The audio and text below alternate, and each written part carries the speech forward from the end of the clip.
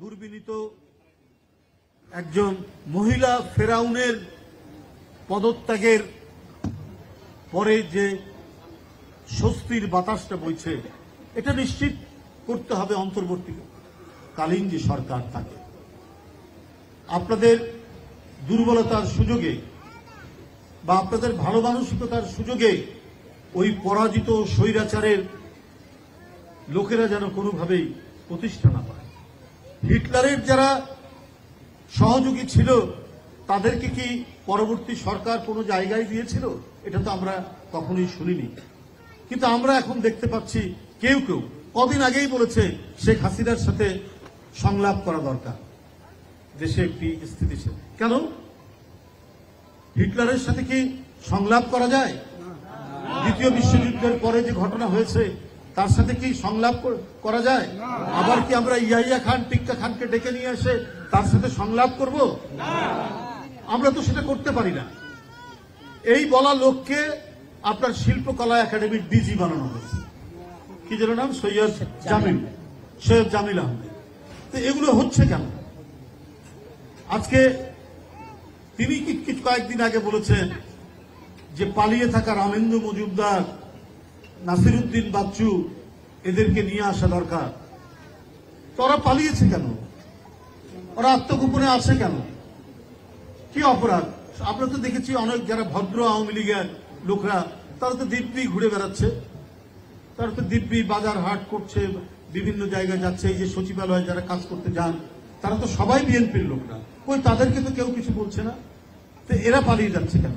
কারণ এরা 16 বছর ধরে শেখ হাসিনার অন্যায়কে ন্যায্যতা দান করেছেন। এই সমস্ত নাট্যকার, এই সমস্ত আপনার সংস্কৃতিজীবী, এই সমস্ত তথাকথিত বুদ্ধিজীবীরা তারা এই কাজটি করেছেন মুনতাসির মামুনরা, শাহরিয়ার কবিরা। আপনি সৈয়দ জামিল আহমেদ, তাদেরকে নিয়ে কিসের আপনি রাষ্ট্র তৈরি করতে চান? আবার আপনি নিয়ে আসবেন? আবার আপনি শেখ হাসিনাকে ফিরিয়ে আনতে চান? আপনি যদি শেখ হাসিনাকে ফিরিয়ে আনতে চান তাহলে হয়তো আপনাদের সুবিধা হতে পারে, কিন্তু গোটা জাতি চিরদিনের জন্য কৃতদাস হয়ে যাবে, বন্দী হয়ে যাবে শেখ হাসিনার কাছে, আর শেখ হাসিনার প্রভু ভারতের কাছে। গোটা জাতিকে তারা একেবারে উন্মুক্ত একটি কারাগারে পরিণত করবে এবং তাদের হাত থেকে আর বের হওয়া যাবে না।